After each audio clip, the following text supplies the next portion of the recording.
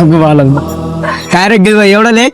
अरे सॉरी यार भावांनो, तुम्हाला तर माहितीये आईची तब्येत बरी नाहीये आणि आज पप्पा पण घरी नव्हते, तर ते सगळं सामान जे होतं ना ते होतं ते सगळं सामान उचलून घरात ठेवायला उशीर झाला मला. काय झालं रे, काऊन असं?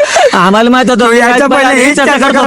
अरे आईची तब्येतीमुळे सगळं उचलून ठेवलं रे. पण ते जाऊ द्या, मूवीची तिकीट काढली, चला लवकर, उशीर व्हायला.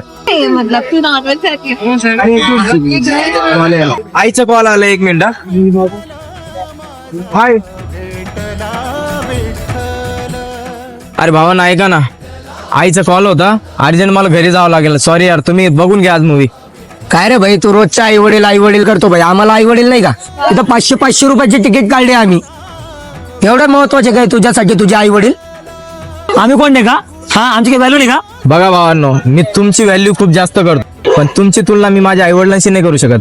तुमची काय, मी त्या परमेश्वराची सुद्धा तुलना माझ्या आईवडिलांशी नाही करत. मी त्यांच्या अगोदर माझ्या आईवडिलांना मानतो.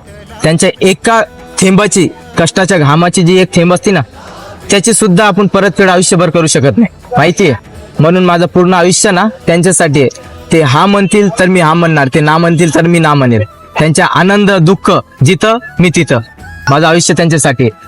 तुझ्यामुळं